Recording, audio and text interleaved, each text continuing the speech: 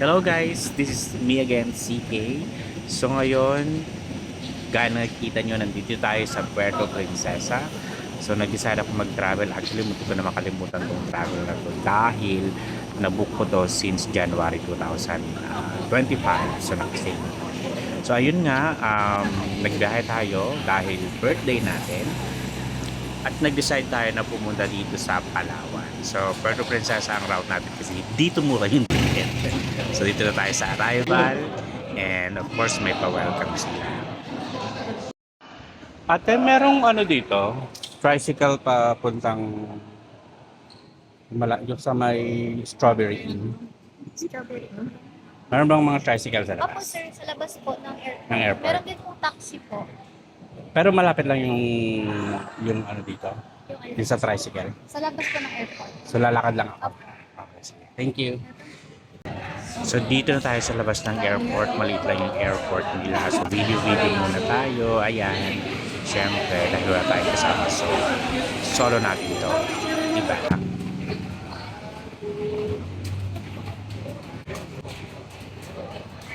So we are going to find a tricycle papunta sa accommodation. Buti pwede tricycle dito o sa loob. Pahinga natin kasi kami doon.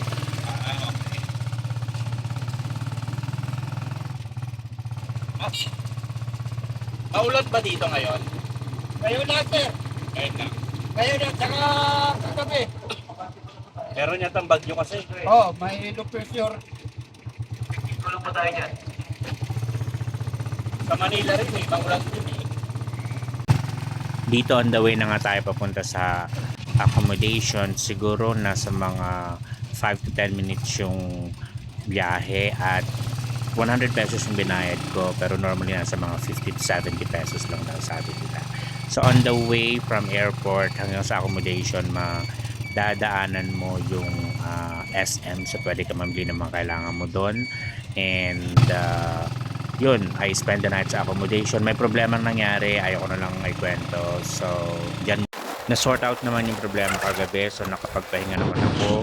Naglakad-lakad din within sa pier. Nagpunta kami ng Baywalk. Nakasama ko si Alex. And yun, namasyal kami, kumain kami doon. And then after that, tumunin na ako at natulog. Tapos, kinaumagahan ito. Tapos ito pupuntahan natin. Sabi Saan niya, na to? ikutin namin ang buong Puerto Princesa from end to end daw. Pakungan But the thing Elementary is, School. hindi siya yung normal na tour spot na pupuntahan namin. So, pupunta kami sa mga unusual spots. Okay? Maraming pumupunta din And dito. mga spots na napupuntahan ng or napuntahan ng favorite vlogger ko, ang Ong Fam. So, super excited ako na Hindi, okay pala syempre ganito. Wala masyadong tao. puntahan yung mga lugar na yun kasi 'di ba napapanood ko lang tapos mapupuntahan. So iba yung excitement na talagang nararamdaman ko dito. Ayan, tinuturo niya yan yung area na beach, mahaba daw na beach na area. So mapupuntahan namin o madadaanan namin. Kaya super excited naman ako na syempre mapuntahan yung lugar na yon. Before ito nga pala, nagdumaan pa kami sa isang lugar, parang bilihan ng tinapay at sabi ni Alex, ang kasama ko, na doon daw madalas bumili ng tinapay yung Ong Fam kapag lumalabas sila. So, nakakatuwa lang. At syempre, na-enjoy natin yung view, okay, habang nag-road trip tayo. Kasi siya yung naging tour guide ko. Siya na rin yung nag-drive ng motor para makalibot kami since ako wala akong lisensya. Hindi ako makakapag-drive. So, super na-enjoy ko yung view. It's really a long drive. Talagang nakakatuwa as in. So, yan, si Alex pala yung kasama ko. Just a quick background, nakilala ko si Alex dahil lang din sa Ong Fam, okay? Naging magkaibigan kami, kaya timing rin na nakilala ko siya kasi nagkataon na meron akong trip na papunta ng Palawan. Puerto Princesa yung stop ko, taga Puerto Princesa siya. Kaya, nung nag-volunteer siya na pwede niya akong itour, ganyan. So, syempre ako, greenup ko na yung opportunity. So, di ba? Malaking bagay 'yun para sa akin. Kaya yung 1.5 day ko or let's say 1 day ko lang dito sa Puerto Princesa, super sulit. Okay? Naulanan kami, naarawan kami, and all. Pero grabe, grabe, grabe, grabe. Sobrang saya talaga ng experience.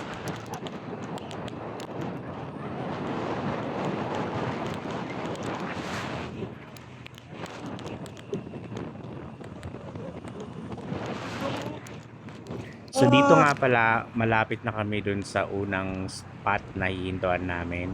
So, na-feature dito sa Ong Fam Vlog. So, pababa na to, and then, yan. Here we go. Naalala mo yan, yun na yan. Oo.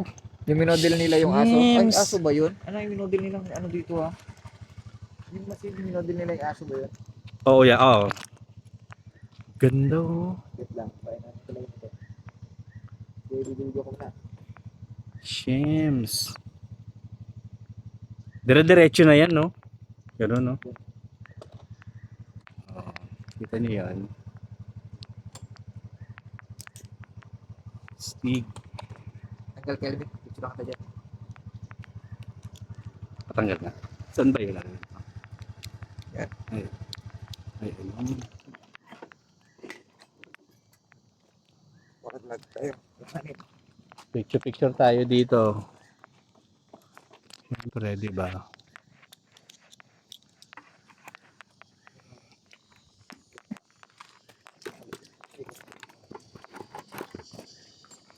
Kami nga dito. Diyan kami galing di ba sa Asla?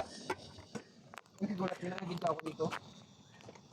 Basta pila-pila yung motor.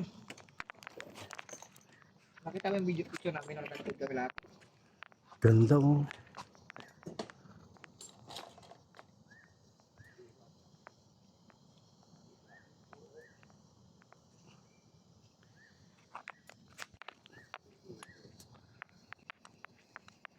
Anong lugar to? Yung kanina sinabi mo.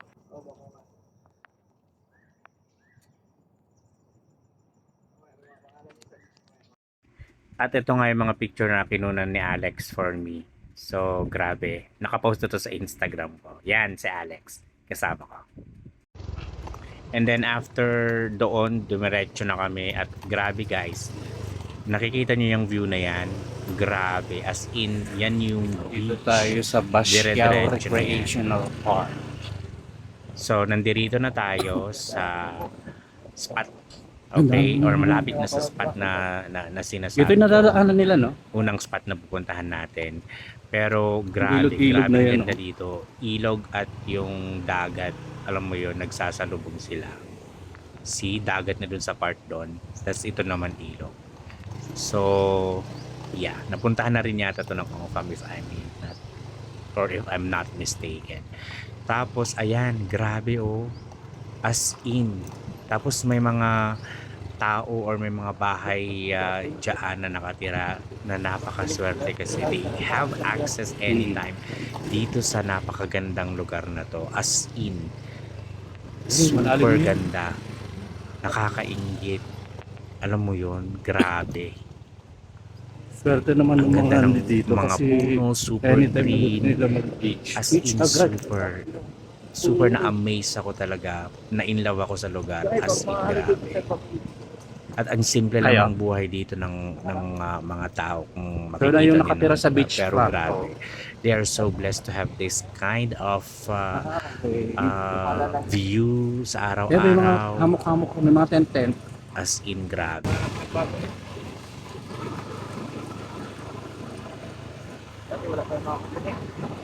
Ito mga to. Dagat plus ilog. Halatang ano eh, Ong Fam inspired eh. Shit, ito. Kailan yung video.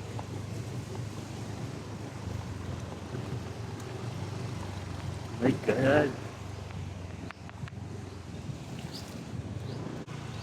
Ayan o. Beach man. Swerte ng mga nakatira dito. Kaya tayo nang gusto mo mag-beach libre, samantalang yung mga taga-syudad, kailangan mo mag-biyahe. Kailangan mo mag-aeroplano, magkano, gano'ng libo yung pamasahe sa aeroplano.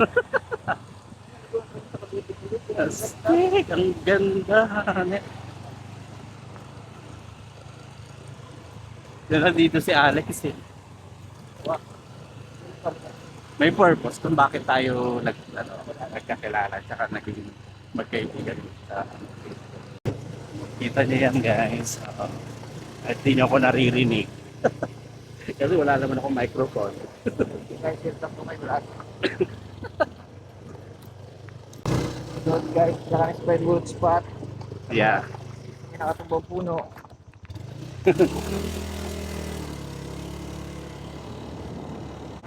Mama ni ate. Dito. So try natin puntahan yung mga ibang spot ng Hong Kong.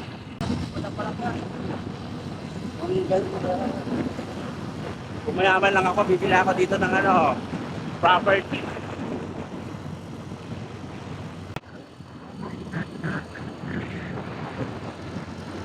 Kasi ito yung mga direct na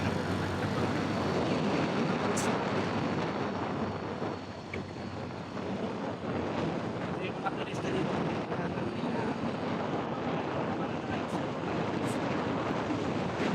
Sinabi ko ito, okay tayo.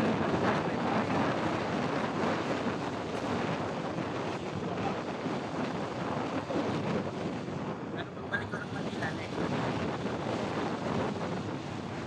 Kasi hindi ako nakapag-sunblock. Pero okay lang kasi naman.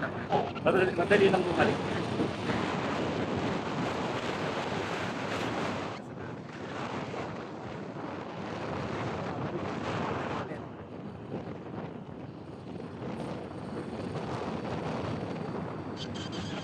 Naman.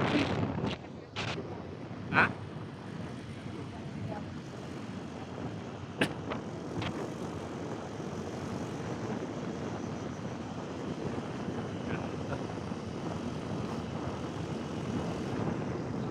Buti Buti.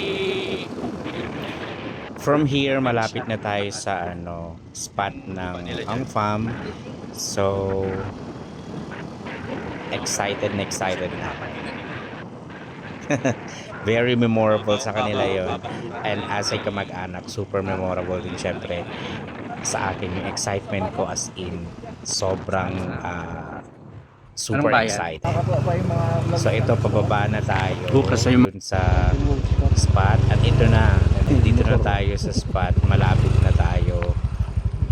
Abot tanaw na natin Dito tayo yung sa beach and dami dyan ng kubo-kubo malapit na tayo. So, tignan nyo guys, super ganda. Ito yung napakasikat na spot ng Ong Farm.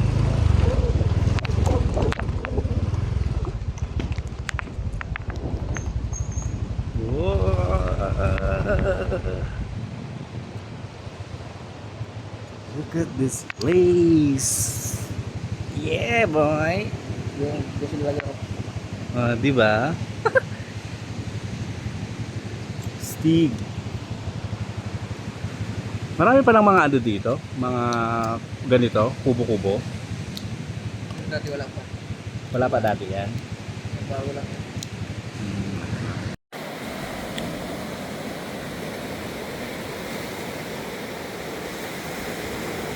Siyempre hindi natin palalampasin na namnamin at sulitin yung ganda ng view, napaka-fresh ng hangin, napaka-nostalgic ng feeling.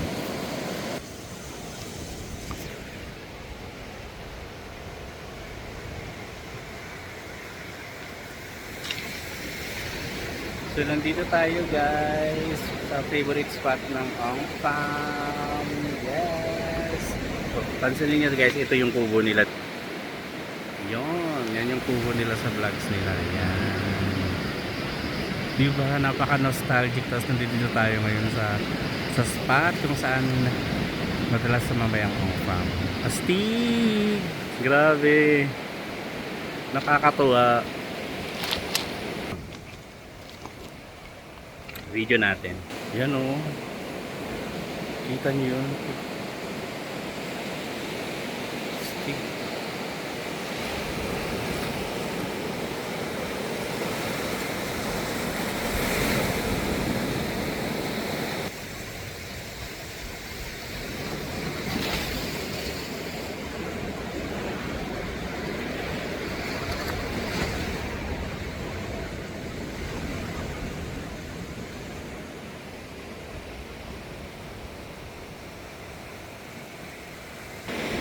Grabe ang calming ng dagat, nakaka-relax, nakakagaan ng loob. As in, iba talaga ang nagagawa ng nature. Grabe. As in talaga, ang hirap i-explain yung pakiramdam. Ganun ka gaan yung pakiramdam habang nandito ako.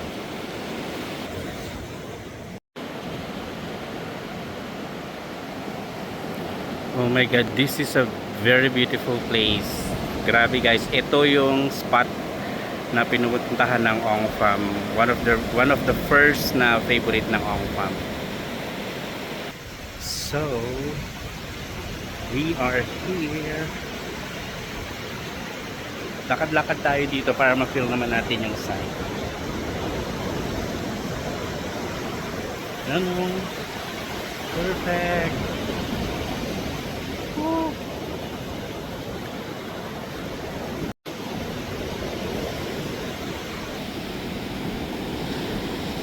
Grabe.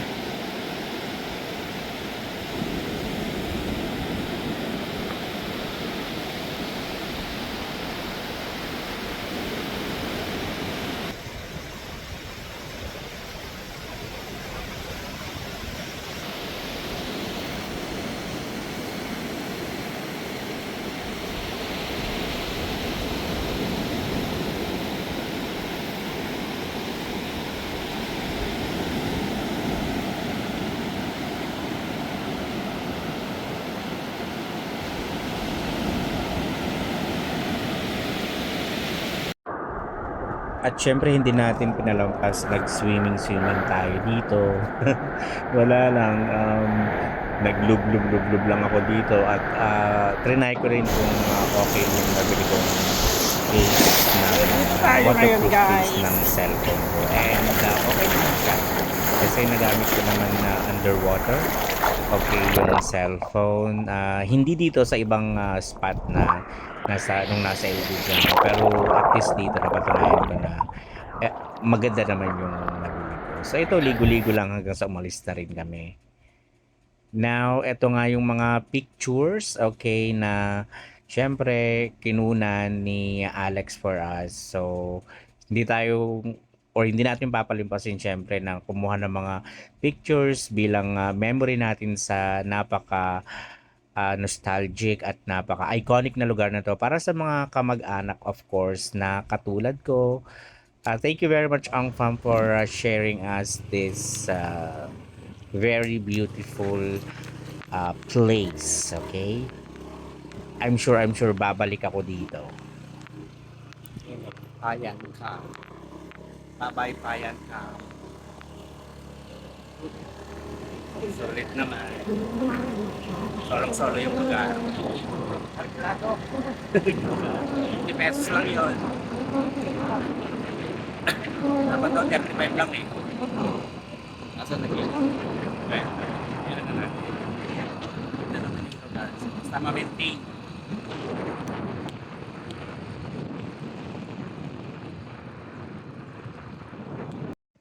And we are going to another spot, alright? Maganda yung next spot na pupuntahan natin. Malamig at I'm sure alam lang ang lahat ng kamag-anak kung saan yan once na or kung ano yan once na makarating tayo doon. So dito on the way na tayo, medyo dahan-dahan lang yung pagmamaneho ni Alex kasi pababa siya tapos medyo rough road. So kailangan ng extra ingat. Helmet lang ang meron tayo, hindi tayo naka-complete gear. So kailangan nating of course mag-extra ingat dito. Medyo okay pa yung panahon dito. Okay, kumukulimlim na. Nag-start yung araw natin na mainit dito. Medyo kumukulimlim na. Malamig yung hangin. Okay, siguro dahil ang daming puno. Kaya ganun. At ito na nga yung sinasabi ko na next spot natin. So, I'm sure alam nyo to. Yan. So, I'm sure alam nyo to. Ang lamig ng tubig, grabe. Hindi ko napigilang lumangoy-langoy kahit mga 1 or 2 minutes lang dyan. And syempre, hindi natin papalampasin na mag-take rin ng pictures. So, ito yung mga pictures na natin dito sa lugar na to. So, napakaganda. Siyempre, for memories ulit natin to. And then after this, mag-move tayo sa next spot naman. So, dire-diretso lang ulit ang biyahe namin ni Alex. Okay, papunta naman sa susunod na spot. Okay. Medyo malayo din to. So, kailangan din pasukin ng motor tulad nung kanina sa unang spot na pinuntahan natin. So, syempre si Alex sanay naman na siya dito kaya alam niya na yung pasikot-sikot dito. Sinasamahan niya nga rin pala yung mga ibang kamag-anak pag pumupunta sila ng Palawan. At ayun na nga, speaking of another beach spot ang pinuntahan natin. So, yan. Kung gaano kaganda yung unang spot na napuntahan natin, ganoon din kaganda dito. Mas quiet dito kasi Grabe halos sa walang ganda, guys. tao. As in talaga yung papasok dito walang tao. So, kaya syempre in-enjoy ulit natin yung view, picture tayo, video tayo. For memories, okay? Para ma-post natin syempre sa YouTube natin. At pwede nating balik-balikan anytime. So, yun naman ang maganda. Sa panahon ngayon, dahil sa technology, syempre, pwede natin mabalikan ng mga bagay-bagay. At hindi natin papalapasin kumuha ng mga pictures for another memory. Thank you very much, Alex, for taking these beautiful pictures. Uy, dito, baba mo ko dito, mag-picture ako dito. Dito, doon. Doon na tayong dito. Sige. Dito ka maganda. Video ako. Familiar with this place, guys. It's the Angkam place.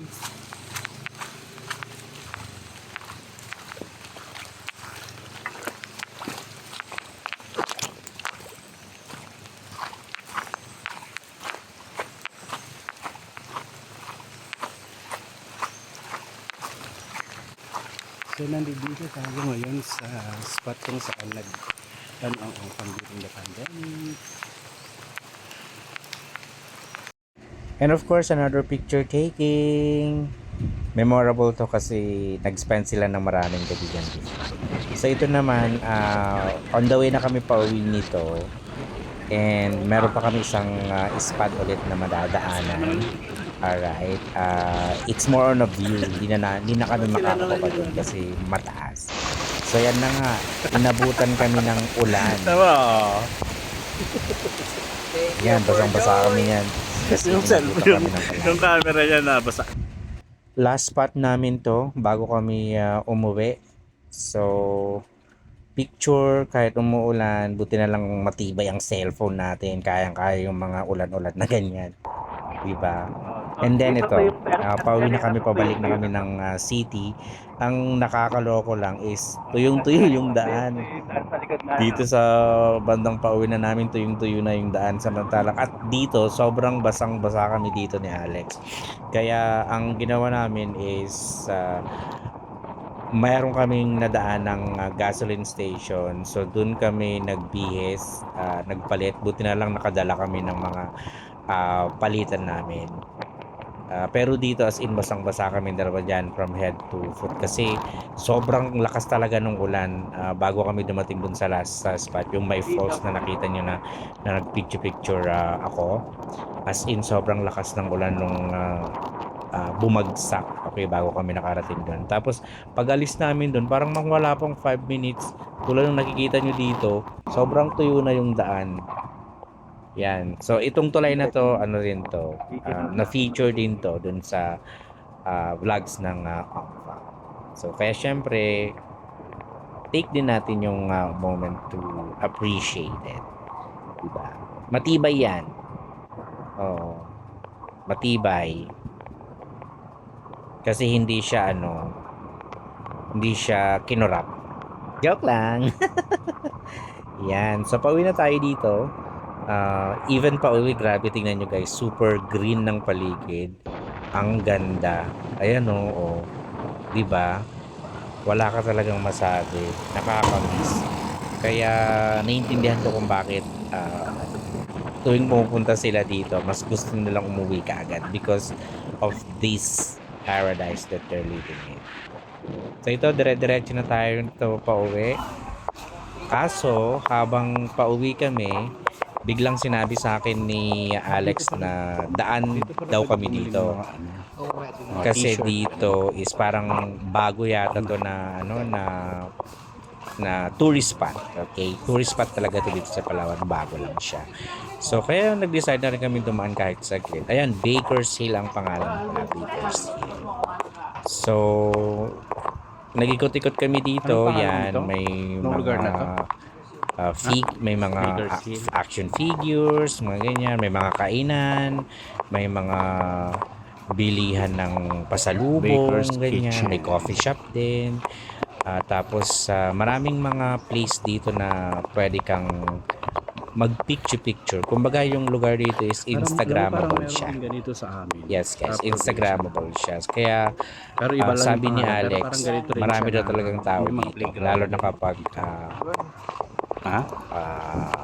weekend, ganyan. Maraming tao dito. Actually, ngayon medyo marami rin siya eh. Love. Kahit maulan lang kasi, kaya gano'n. So yan, pwede mag-picture dyan yung mga lovebirds, ganyan. Bakit? Ayan, sige na, Tapos labas meron kayo din dito ng... mga hayop, okay, like Labas peacock, kayo ng alright, and contact niyo. other animals na safely, ano naman sila, guarded naman sila kasi meron silang magandang tahanan. Yan. And then meron na silang parang pinaka roof deck. I don't know if it's roof deck or deck, something like view deck. I think that's the right term.